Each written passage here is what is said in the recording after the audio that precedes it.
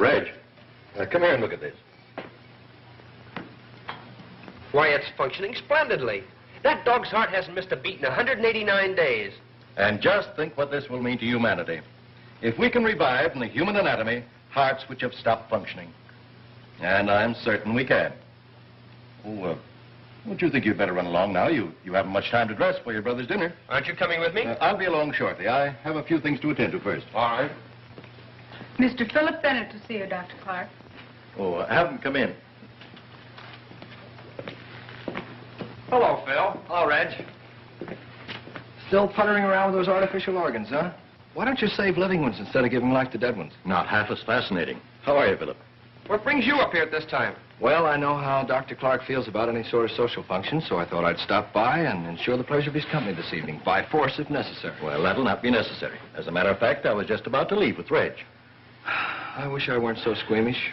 I could be working here right now with the great Dr. Clarke. What's wrong with being third vice president of Dad's bank? Oh, just a sinecure, that's all. I'd give anything to be doing the kind of work you're doing, experimenting with the unknown. Well, perhaps you should have finished your medical course. Who, him? You should have seen him the first time he walked into a dissecting room. He knocked 6 students over in his haste to get out. Can't stand the sight of blood. Does something to me inside. Just a softie. A rather commendable trait. Shall we go? All right. I'll drop you off at the apartment, give you a chance to change into your dinner clothes. Oh, I knew there was a catch to it.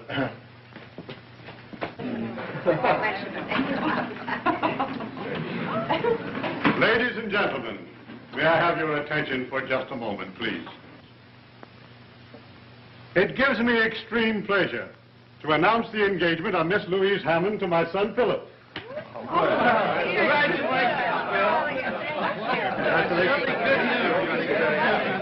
Congratulations, Phillip. You're a lucky fellow, Philip. If Louise hadn't fallen for you, I might have stood a chance. Reggie's in love with you, you know. Fine situation, isn't it? My brother in love with my future wife. At least it'll ensure harmony in the family. Oh, that's a consoling thought. Oh, I'm sure you'll survive the blow without any severe damage. I'm wounded for life. I've already resigned myself to the life of a bachelor. They make a charming couple, don't you think, Professor Toller? Perfectly suited for one another. Right. Besides that, they're very much in love. I think that's rather important, too. But then, anyone could see that at a glance, especially a great psychoanalyst of your reputation. Well, I didn't think it necessary to mention the obvious. Forgive me, but I keep forgetting that you deal mainly in repressions. Have you encountered any new ones lately? You'd be amazed at the number of persons who suffer from repressions without even being aware of them. You know, they're prone to blame their misfortunes and unhappiness on, anything from indigestion to the neighbor's piano playing, without realizing that's something that they innocently carry up here. And how do you manage to drag it out of them, Professor? Merely by permitting them to talk about themselves. Strictly between ourselves. Don't you think that a bicarbonate would be a quicker and much more effective cure? My dear doctor, you constantly belittle my profession without making any effort to understand what it's all about. I venture to say that even you could stand the services of a good psychoanalyst. I? Well, I have no repressions. Oh, but you do have delusions. Delusion? Yes. Aren't you, even at the present time, conducting experiments that you hope will someday be perfect enough to enable you to revive the dead heart of a human being, thereby reviving life?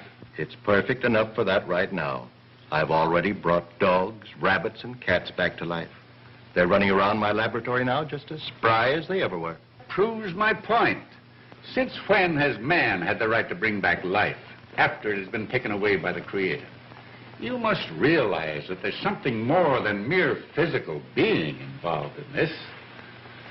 My dear doctor, you do suffer from delusions. But beware, I warn you, work to ease the pain of the living, not to bring back the dead. You forget, Professor, that I am a doctor, and as such I'm concerned purely with the physical. Oh, now, come, you two. This is a party, not a debate. Well, forgive me. I had no idea we had an audience. Will you play something for us, Louise? Yes, do, Louise.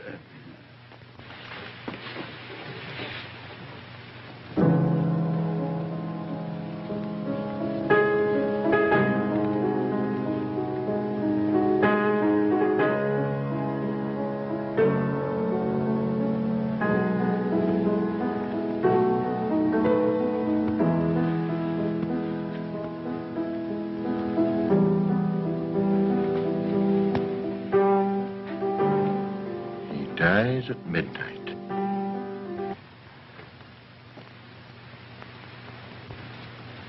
Who dies, Doctor? Huh?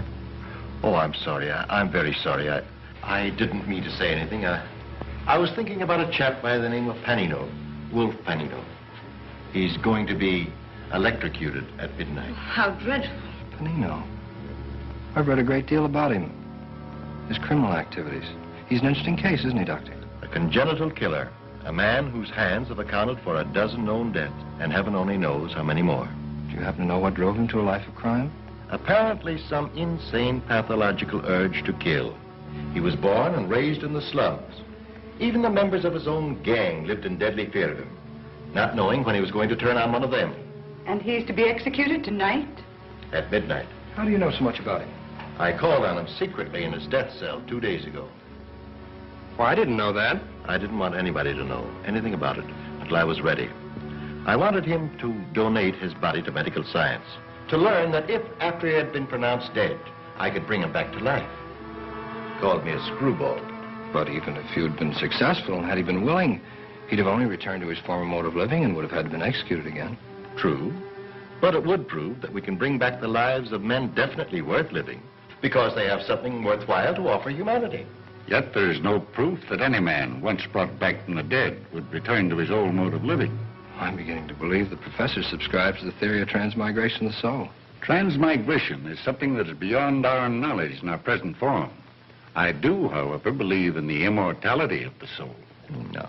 Professor, would you have me worry about the soul as well as the body? I must say, this is a cheerful discussion for our engagement party. Let's drop it and have some fun.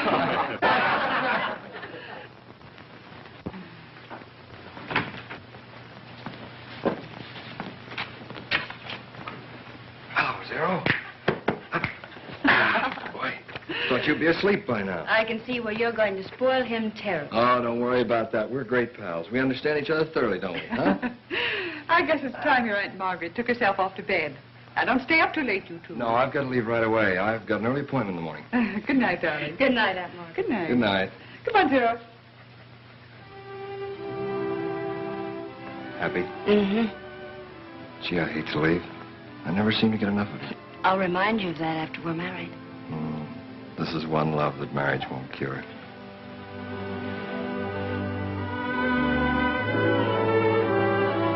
Good night, dear. Good night, darling. Night. Good night.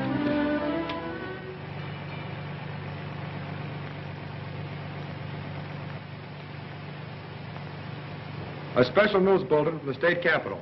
Governor Mason has refused the plea of Wolf Panino's attorneys for a last-minute reprieve, and the killer will be executed at midnight tonight. Well, it seems we're always the last ones to leave. Yes, I'm afraid we've outworn our welcome. Nonsense. You two are my dearest friends. You know, you're welcome here anytime. I don't know of anything more interesting than your constant discussions. Well, when you reach our age, you'll discover that life holds many insoluble problems, and that our discussions about them are merely a feeble means of searching for some solution. That's right.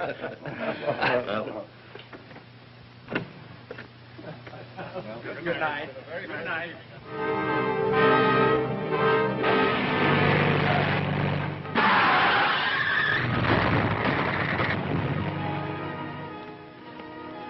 Why, it's Phillips' car.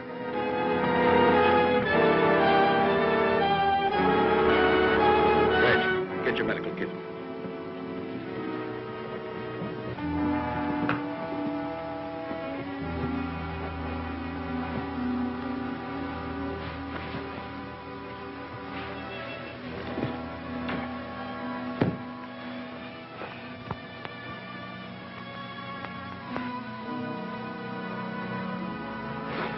Here, Doctor.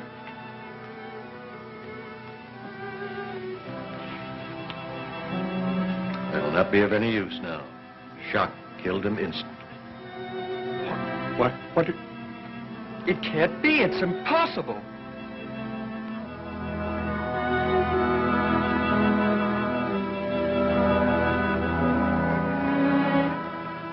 Doctor, you said you could bring back life to dead hearts, make them beat again.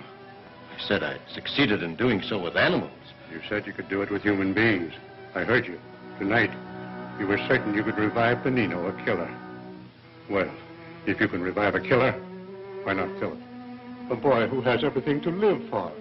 You said your ultimate desire was to restore the lives of those who are worthwhile. Well, here's someone worthwhile. Restore him.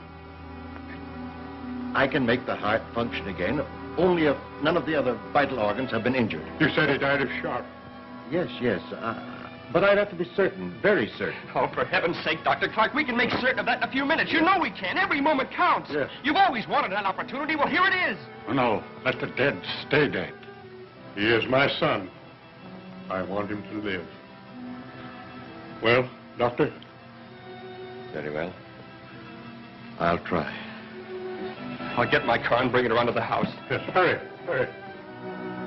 Panino refused me. And now...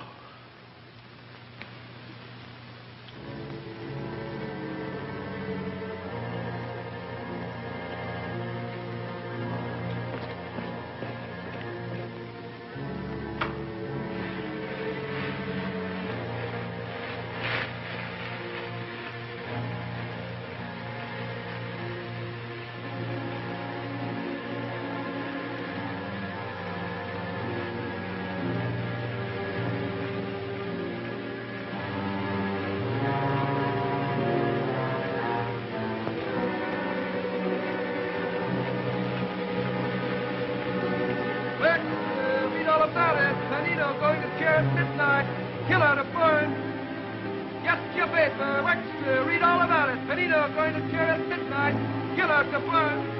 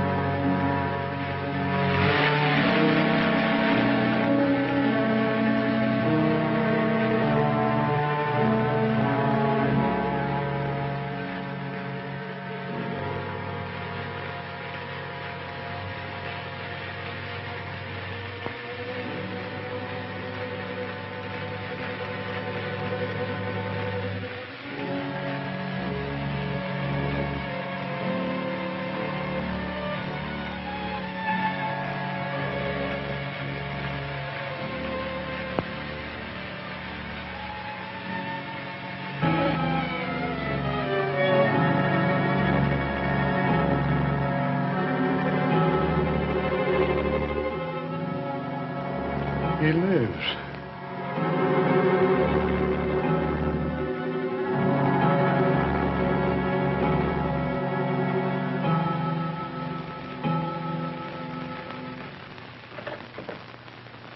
How do you do, Professor Toner? Is Mr. Bennett in? He's in the drawing room, sir. Oh, all right. Thank you, sir. Well, how are you, Hobart? Hello, Red. Hello, Professor. Sit down. How is he today? It's not no change at all. You know, it's been 5 days since this happened. And, you know, I can't understand it. Louise is with him now. Dr. Clarke took her into him. Did he recognize Louise? Did she arouse any memories? He acted the same with her as he did with us. It's as if he'd never seen her before. She had to be introduced. He remembered nothing? We had to tell him she was his fiancée. Does she know the reason? Not even she must know. No one must know the truth. Remember that. We're telling everyone he's suffering from amnesia caused by the accident. Yes, it's better that way. If the truth were to become known, the world would look upon him as a ghostly freak. Dr. Clarke has agreed to say nothing of this. In fact, he prefers it that way. He wants to study the results of his experiment even before announcing it to the medical world. Well? Hello, Doctor. Hello, Professor. How is he? Physically, he's all that could be desired. He's as well now as he ever was in his previous existence.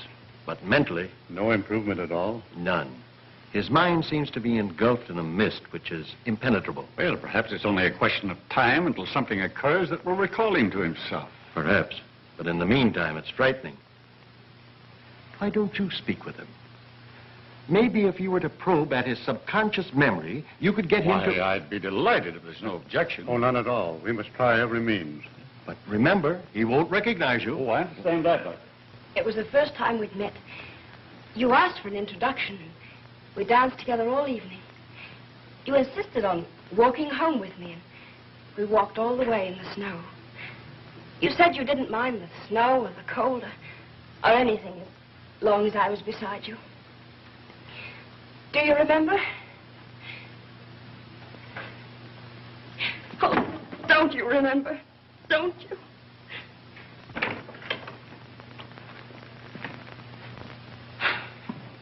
He's been standing like that ever since you left. I want Professor Toller to talk to him alone. I understand.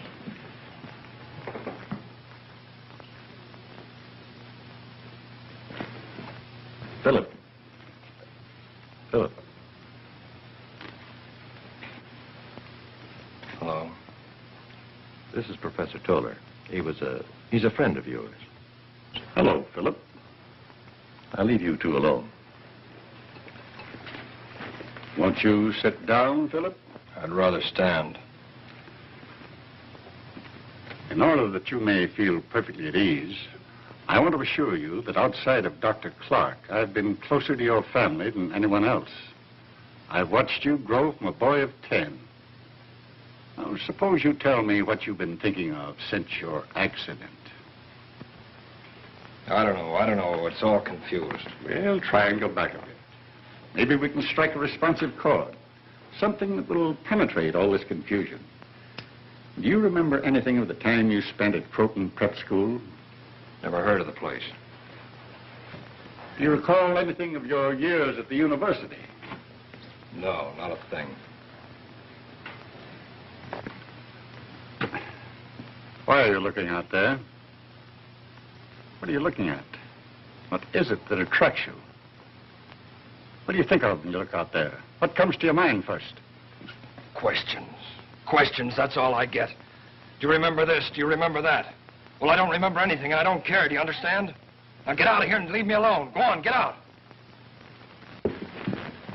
I never heard him shout like that before. Why, he'd been always fond of Professor Toller. Why should you order him out? I can't understand it.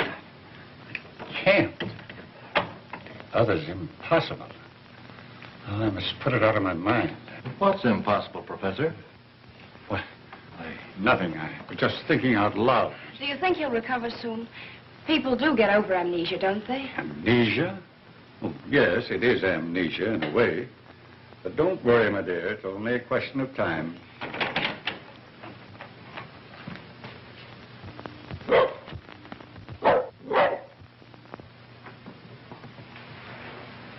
I'm going out for a walk. Tired being cooped up in there. Well, I think it'll do you good. I'll go with you. I'll go alone if you don't mind. Oh, of course. But you can't. You know, not after your memory and all that. Well, someone must go with you. No one must go with me, I insist on it. But, Phil, for heaven's sake, leave me alone. If I want to go out by myself, I'll do so. What?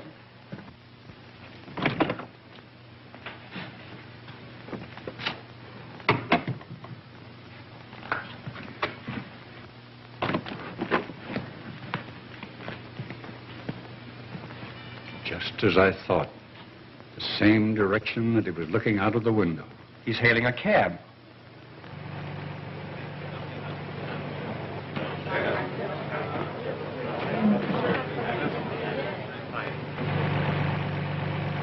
Keep on driving till I tell you to stop.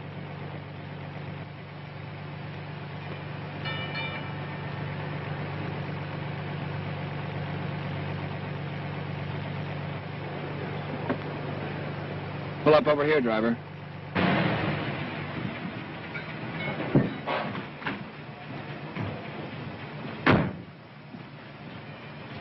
All right.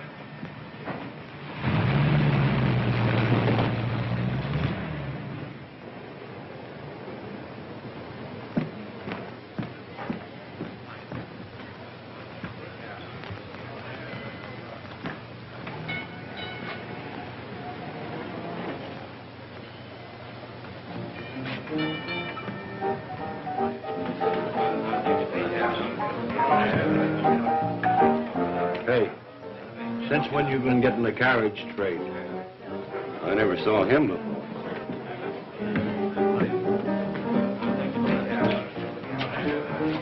Do you want anything? Yeah, bourbon.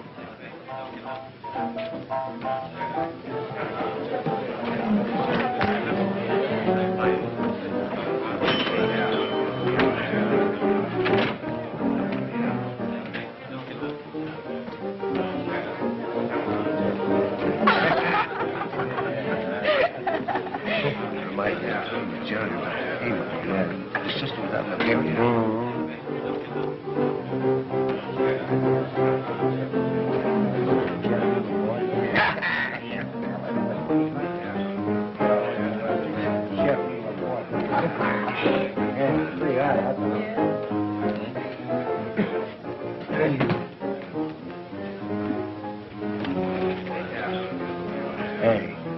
the big idea? Scram out of here.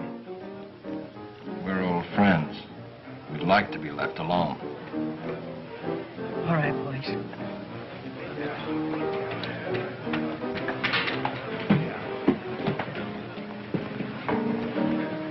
Why'd you stare at me like that?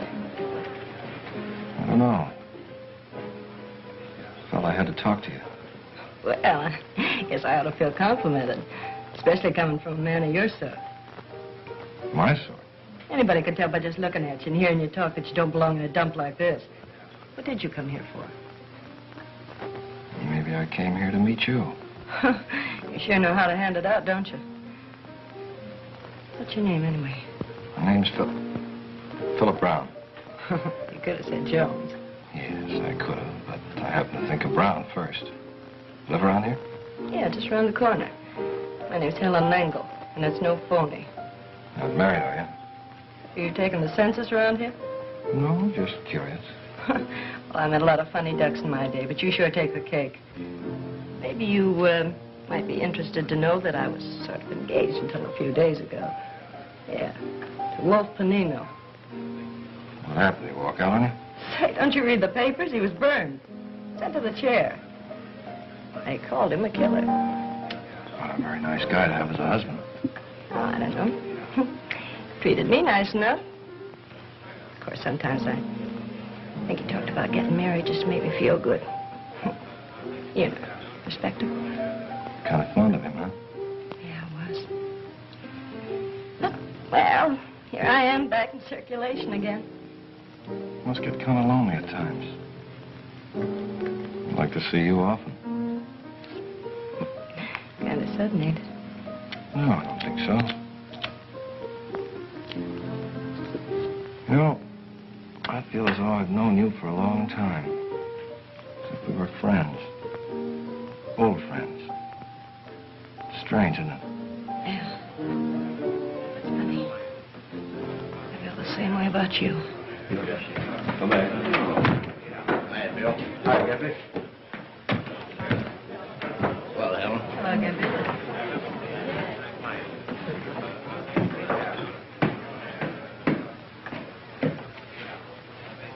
Where are you going? Up there? I wouldn't if I were you. Why not? That's where the Panino gang hangs out. Mitch Larson's running them now, and he don't like strangers to bust in on him. I don't think I'll have any trouble. You wait here till I get back. We're going out.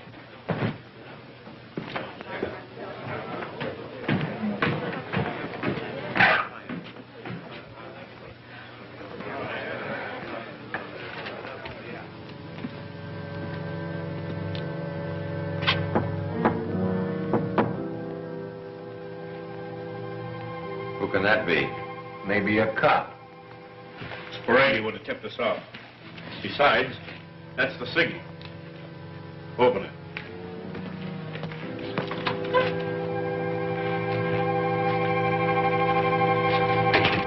How'd you know the signal? Signal? Yeah.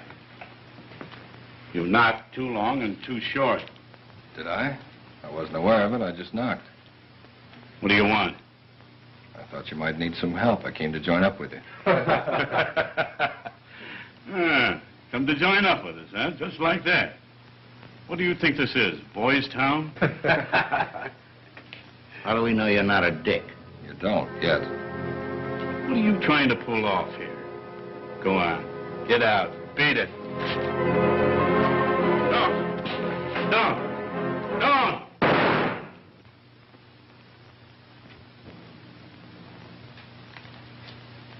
I don't like to be pushed around.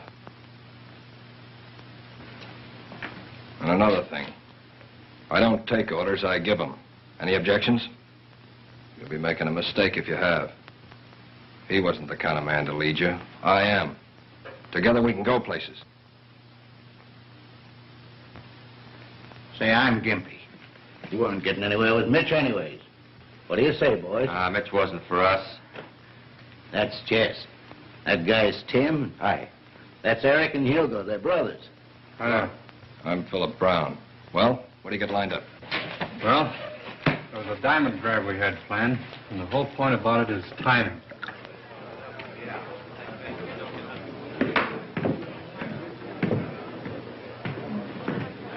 Well, what do you know about that?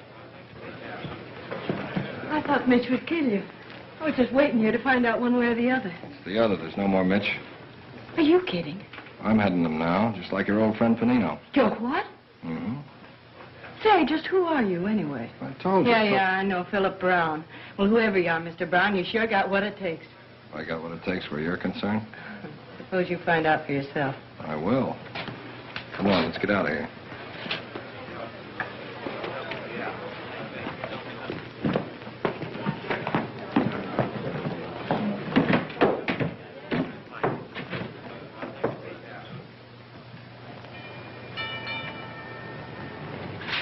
What did you stop for?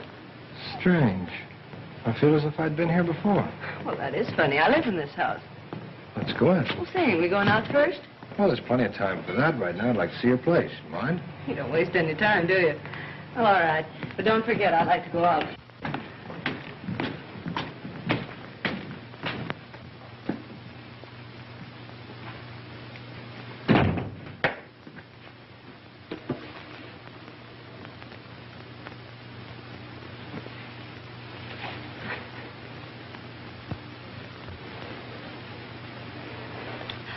Phew, just like Panino.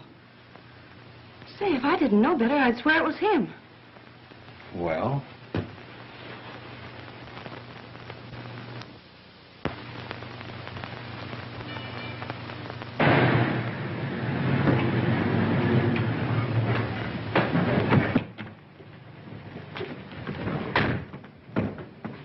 Sit there and keep it running.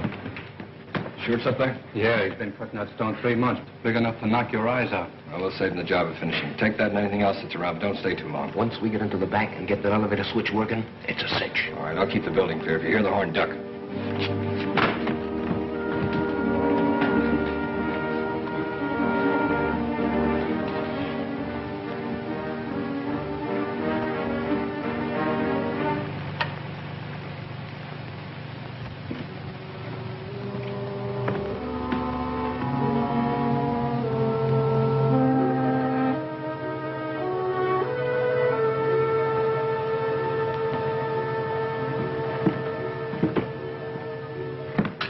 Match, officer? Sure. You must have been working late tonight. Yeah, just on the way home.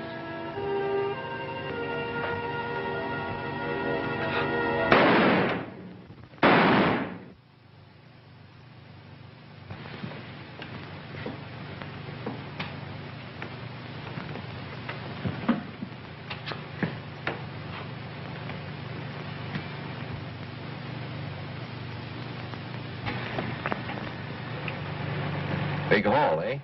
Yeah, bigger than you think. Split up my share, boys. Where do you live? I didn't mean to nose into your business. I just thought I'd drop you off. Drop me at the next corner. You mind if I say something? No, go ahead. It's bad business shooting a cop, especially when you don't have to. He didn't know there was anything wrong. He'd have passed by in a minute. I imagine he would have. Makes me feel good inside. That's funny. Panino used to say the same thing. What's that? Oh, nothing, nothing.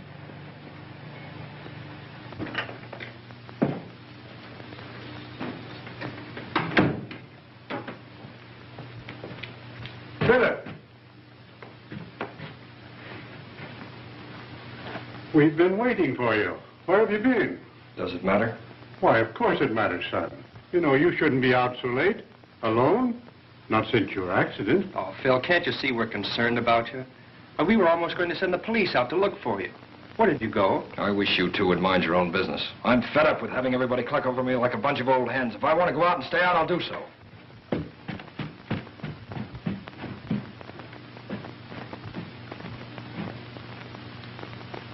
A crime wave which has aroused the entire city. During the past 2 months, 10 men have been killed indiscriminately. Officers, watchmen, spectators. The cold-blooded callousness with which these crimes were committed have caused both police and newspapers to compare the mysterious leader with the deceased Panino. Early this morning, 2 former members of the Panino mob, Jess Fowler and Tim Martin, were questioned by police and stated that the Panino mob had dispersed after Panino's electrocution. A special squad under Lieutenant Detective Bradley has been assigned to apprehend the criminals and... It's 2 months now. 2 months. And his conduct becomes more and more extraordinary.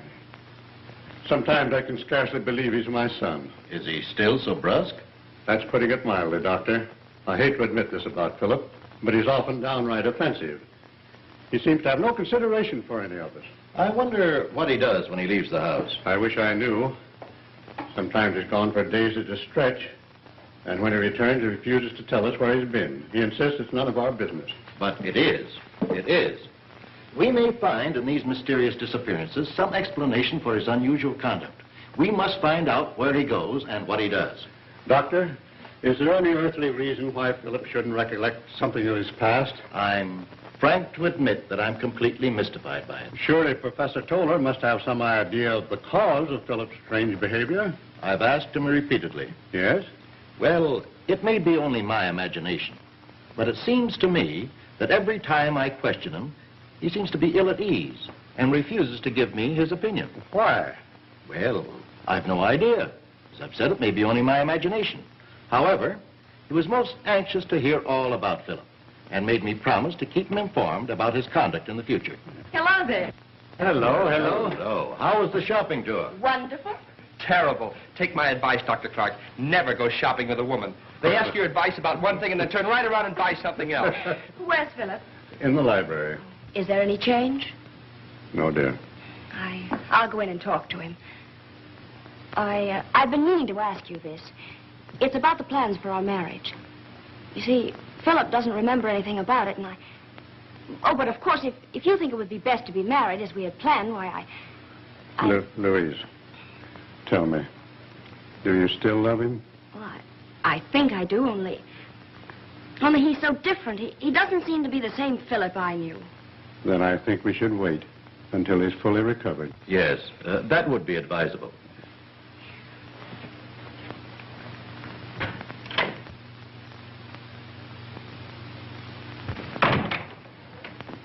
I thought I'd come in and keep you company.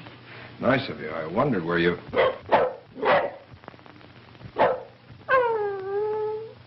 Get him out. Get him out of here before I...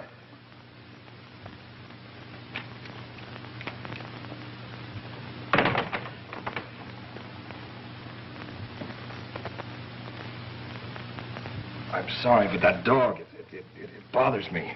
I didn't mean to explode. It rather startled me, too. Please, sit down.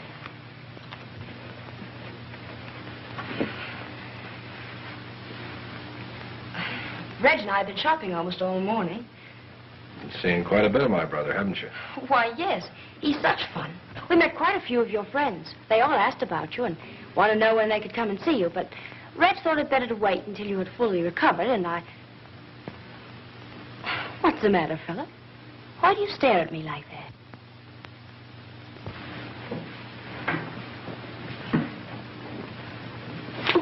Philip, please. What's the matter? Well, You said we were engaged, that you were in love with me. yes, but... Well, are you afraid of me? Don't, Philip. Philip, please. Philip, let me go, please. Well, what is it? What happened? Nothing yet. Maybe that'll teach you to mind your own business. Philip, how could you? Oh, Reg. I tell you, that guy gives me the creeps. I'd give my right arm to know who he is. If you ever found out, it'd cost you more than that. He must have plenty of cash. Number one's takes his cut. You'd never figure a guy like that would have a hunk of ice where his heart ought to be. It's a funny thing, but every time he walks in that door, I think of Panino. That's why he gives me the creeps. He uses his rod like Panino did. Doesn't care how often it goes off or in what direction. Oh, well, what's the difference who he reminds us of? You got something there. A couple of more months like this, and I'm going to buy a farm somewhere and retire. Hey, what's keeping you, though? He'll be up in a minute. He's downstairs with Helen. I don't know any more about him than you do. He just won't spill. You know, you'd think being as close to him as you are, you'd at least know who he was. He's the talking kind. Except when he makes love, and then he sticks to the subject. He's sure strong for you. I don't know. Sometimes I think so. Sometimes You see, I don't give a rap about who he is. That's his business.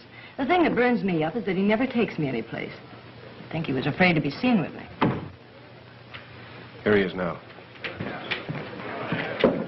You waiting long? Oh, I don't mind. What else have I got to do? Boys upstairs? Yeah, I'll go up with you. No, you stay here and keep Helen company. I'll be down in a minute. Sure, sure. Look at the tourists coming in to see how the other half lives. If you call this living. Be back in a minute. Looking for someone? Yes. My son, Philip Bennett. He just came in here. Who? Philip Bennett. He's very well dressed, a double-breasted blue suit and a dark hat. He came in just a couple of minutes ago. I think you must be mistaken. Nobody like that came in here. We're positive. We saw him enter. I said nobody like that came in here. You made a mistake. Your eyes must be playing you tricks. Now beat it. What? Never mind.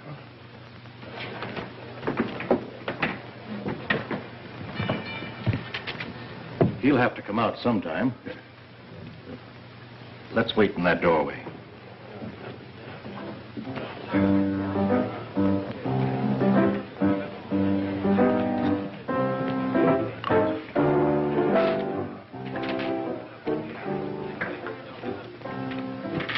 The mystery's over.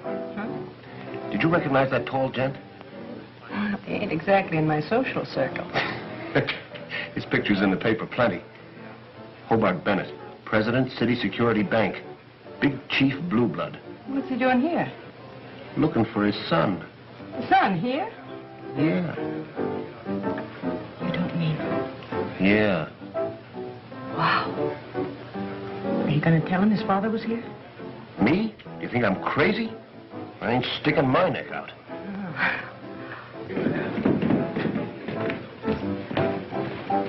All right, let's go. See you later, Hugo. Yeah.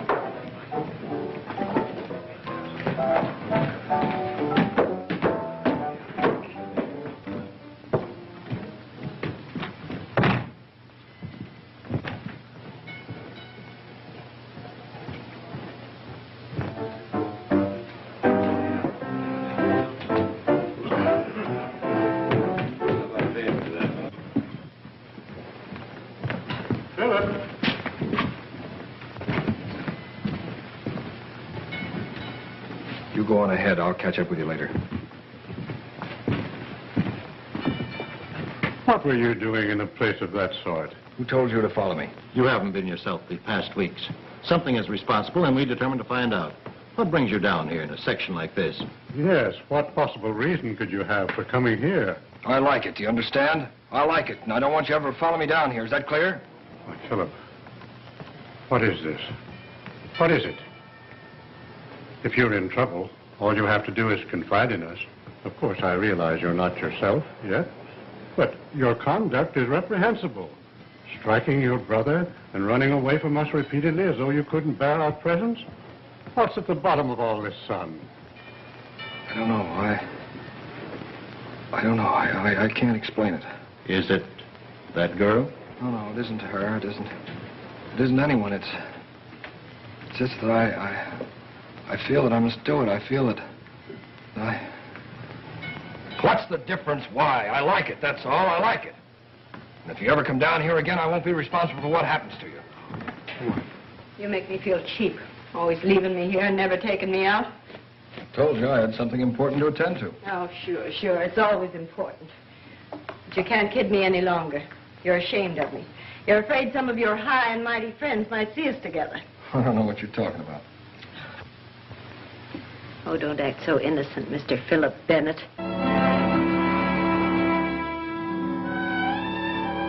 What name did you say? Philip Bennett, that's who you are. And one of those two men was your father. You needn't try to kid me any longer. Gosh, just imagine, Mr. Philip Bennett, leader of the Panino mob, and my boyfriend. Huh, that's a laugh. You're mistaken. Oh, no, I ain't. Hugo told me.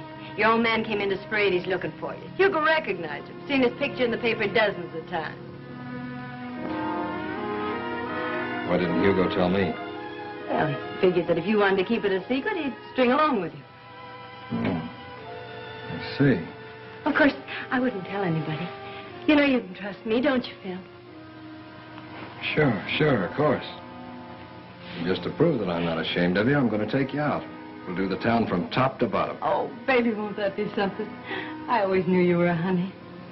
Love me? Uh-huh. You're for me, all right. How about a kiss? With pleasure, Mr. Bennett.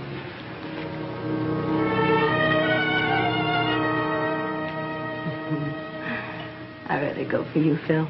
I really do. More than I ever went for anybody before. Phil, how's it taste? Your hands. You're choking me. Phil.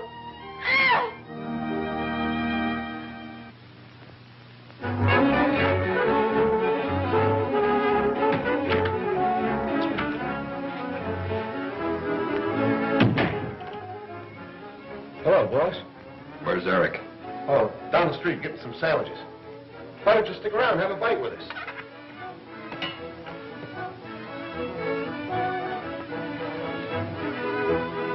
Anything on your mind?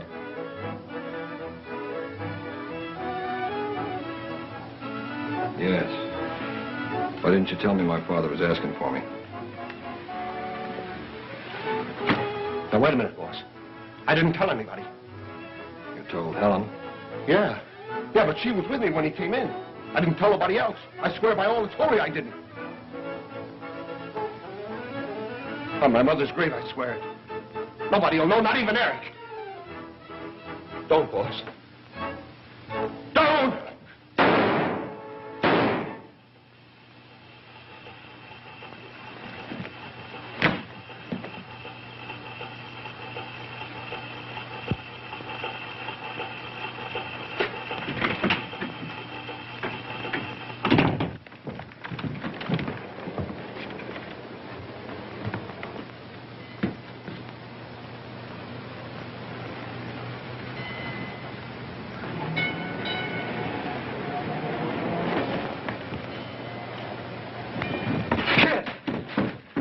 Are you all right? Hugo!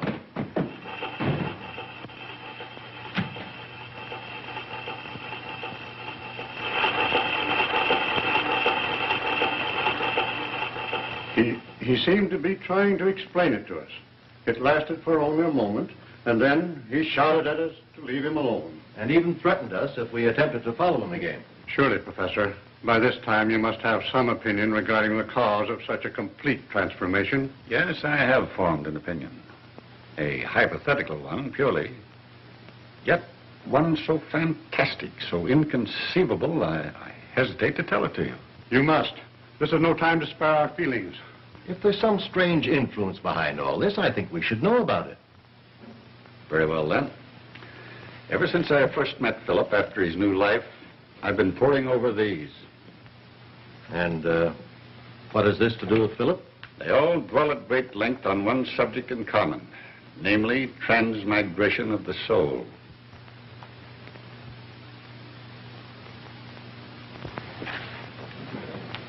That's impossible.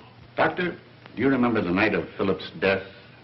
That I told you, whereas it might be possible for you to revive the body, you would also have the soul to contend with, and you scoffed at me?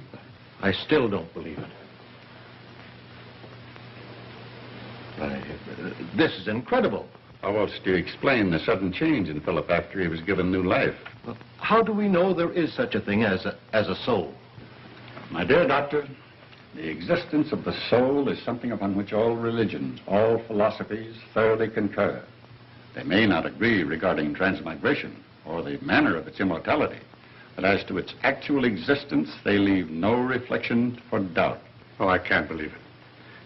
If such a thing as transmigration of soul exists, then we three possess the souls of other persons, persons who lived before us. We do not possess the souls, but the souls possess us. That is, if we proceed along the theory of transmigration. But Philip was 27 years old. Surely he'd remember something about his past. You forget, Doctor, that while you revived the body, the soul escaped. And it is the soul that is the memory, not the body. What manner of soul possesses him now? Whose soul has he?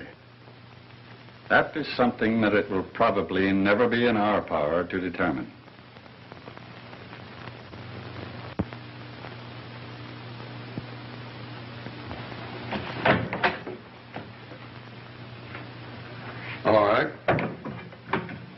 Never thought you'd be calling to see me of your own accord.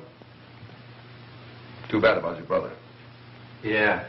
Nice funeral you gave him. Anybody be proud of that? Yeah. Well, come on, spill it. What's on your mind? I want you to get the guy that killed Hugo. Now, don't tell me you want us to find out who he is. No, I know who he is. That's why I'm here. Are you getting soft? I thought you boys always took care of those little matters between yourselves. We usually do. But this is different. I got my reasons. You remember that Helen Langle was killed on the same day as my brother? Well, the same guy did it. You interested? Go on. Maybe you'd be more interested if you knew it's the same guy you've been hunting for weeks. The one that's behind all these robberies and killings. Sit down. What's this fellow's name? Don't laugh when I tell you. I don't see anything funny about this. Well? Philip Bennett. Never heard of it. The society boy. His father's Hobart Bennett, the banker. That Philip Bennett? Oh, you're crazy. I told you not to laugh. Look, if this is a game, I don't get it, and believe me, I don't appreciate it either. Do you see a grin on my puss? I'm giving it to you straight. He's heading a Panino mob. Tell me what you know. He walked in on us a week after Panino got burned. Knocked off Mitch Larson and took over. Told us his name was Philip Brown. What did he knock Mitch off for? He don't need no reason to knock anybody off. Real bad, huh? You ought to know. He gives us all the willies. Works just like Panino did. What makes you so sure he's Philip Bennett? Hugo recognized his old man when he came around Sporades looking for him. Hugo told Helen. That's how come they both got it at the same time. You still got your good health? He didn't know it. Hugo told me, too. Or else I wouldn't be sitting here. How come you didn't take care of him yourself? Too easy. This way his whole family pays. I'd feel a lot better. Why should a young society boy like Philip Bennett be mixed up with your sort? That's the one thing I can't figure out. Maybe it's thrills, I don't know. Some of those guys will screw you in a bat. Yeah, it don't make sense. Maybe he's too big for you to touch, huh? You know better than that. But what evidence have I got other than your word, which is nothing but the word of a gangster? I thought of that. That's why I waited till now. I just left him. Yeah? We're pulling a job tonight. And if you caught him actually at the works, you wouldn't need anything else, would you? No, that's all I'd need. And you'd take care of me. You know what I mean? Well, I'll do what I can. Miller's Warehouse, 8th Street, 11 o'clock.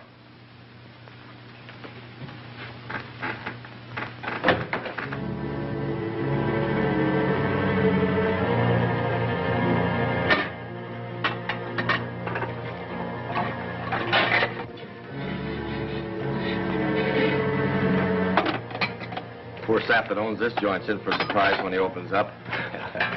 Hugo would have got a kick out of this job. Yeah, he sure would have. Come on, cut out the gab and start getting this stuff down to the car.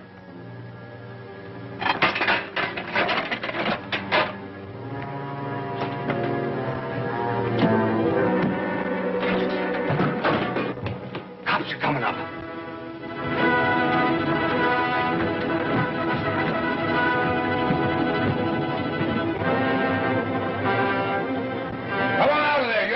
Chance. Pull that lock off.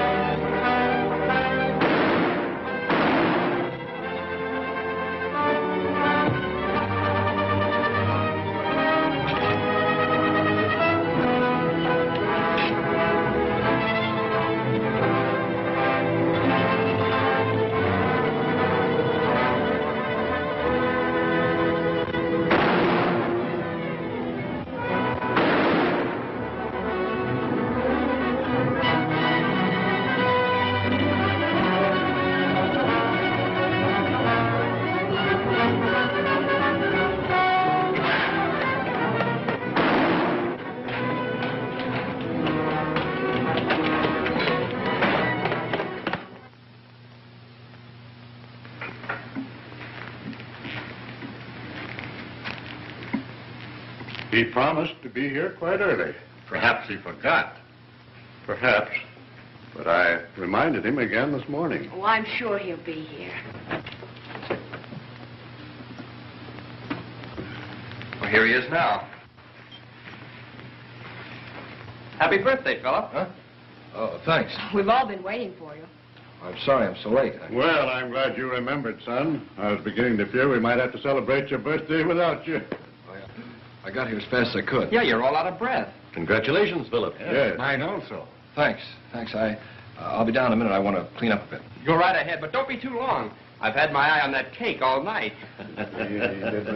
Well, I'm glad he got here.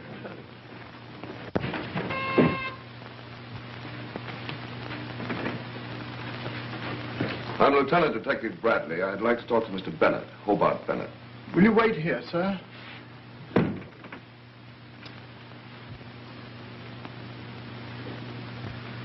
I beg your pardon, sir, but there's a Lieutenant Bradley of the police to see you. To see me? Yes, sir.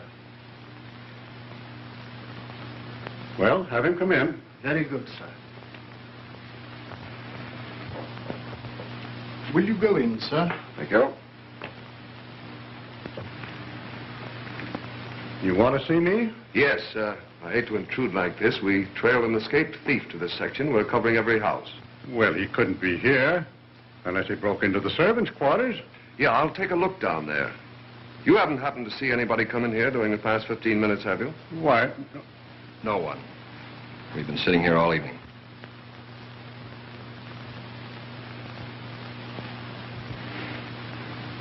Oh, my eldest son. Philip, this is Lieutenant Bradley of the police.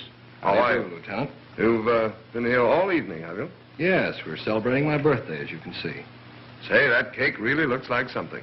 Isn't it about time you were cutting it up? Well, we're sort of waiting for midnight. See, everything of importance sort of takes place at midnight. New days, new years, births, deaths. Why is that, Lieutenant? I don't know. Strikes me one time is about as good as another for births and deaths. I think the mystery story writers have over-publicized it. However, there's something intriguing about the term midnight. Well, just to show you we don't hold on to superstition, we'll cut it up right now. You'll stay and have some, of course. I don't know if I can. Well, maybe just a minute. Good.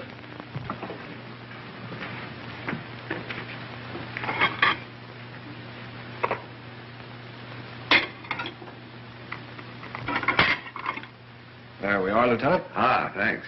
Louise, will you do the honors for us, please? Of course. Won't you sit down? Thank you. Where was this robbery? A warehouse on 8th Street. We got them all except the ringleader. Do you know who he is? Mm-hmm. One of the gang tipped me off beforehand. Strange. He was shot, too. We couldn't tell them apart in the dark. Do you expect to get this ringleader? Oh, sure. Say, I wish my wife could make a cake like this. Yeah, we'll get him all right. No rush. What sort of fellow is he? Desperate. Very desperate. A killer.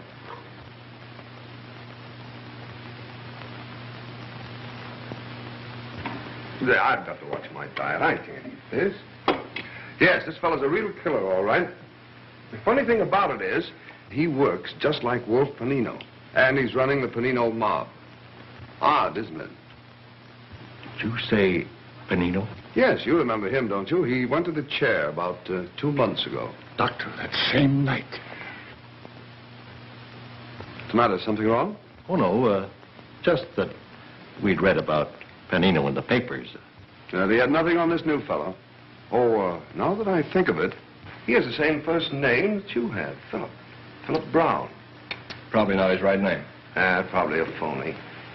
Maybe you remember reading about that boy and girl that were killed down the east side last week. They found out his real name, so he killed them. Some relative innocently went down to the place, and that's what gave it away. Where was this place? Oh, you never heard of it. It's down in the slum section. A place called Sporades. Sporades.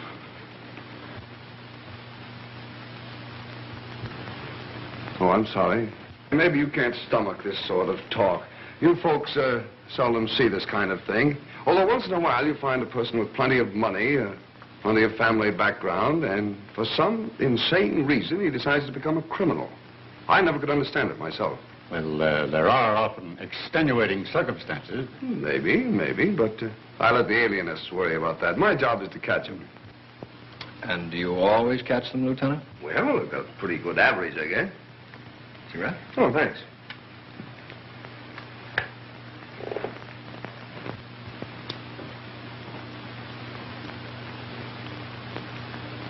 You, something stuck on your shoe. Oh, so there is. If I'd known that, I'd have changed them. Must be some mud. It looks like tar.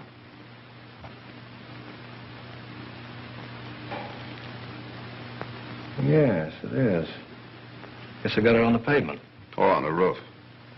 Roofs are covered with tar. I used to play on them every day when I was a kid, cops and robbers, and I always played the robber. Now I make a living playing a cop. Shows you can't ever tell how a kid will wind up. Well, I better be going. Strange you didn't see anybody come in here. Oh, we picked up the cab driver who drove the fellow we're looking for away from the robbery. He says he let him off down the street and saw him run in here. Mind if I bring him in to take a look around? Oh, he couldn't be here. Well, then there won't be any harm done, will there?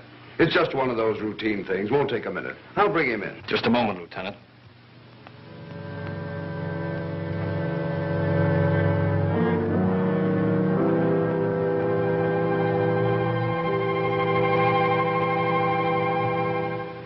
In case you didn't know it, the house is surrounded by police.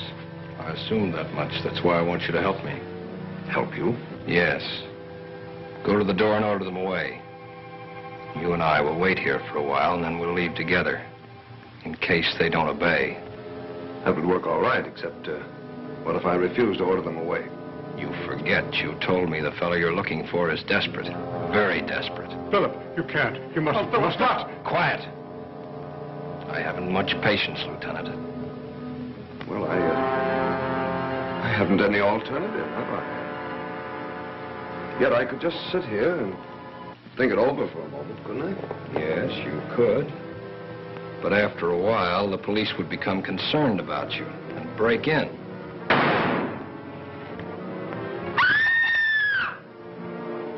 We're all going out of here together. Go ahead and walk ahead of me. You don't know what you're doing. You can't do this. You can't. I'll go with you alone, but not them, not Dad. We're going out of here together.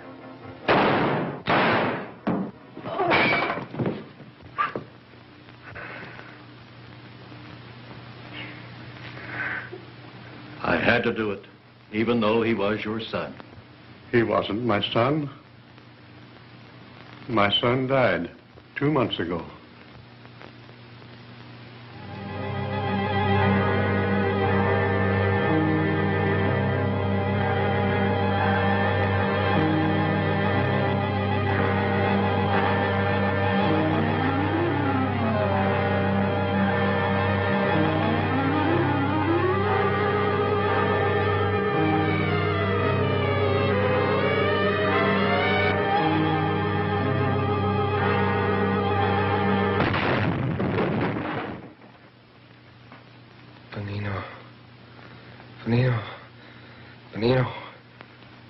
Panino.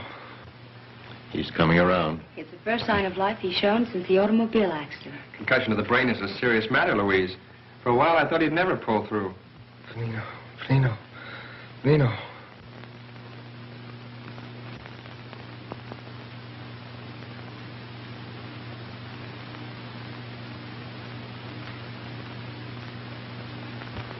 Thank heaven he's coming out of his coma at last. Now, don't try to move. Where? What? You've been in a coma for 4 days, ever since your accident. Darling, I'm so glad you're better. So glad. You'll never know how glad I am. A nightmare. A horrible nightmare. What is it, darling? Nothing at all.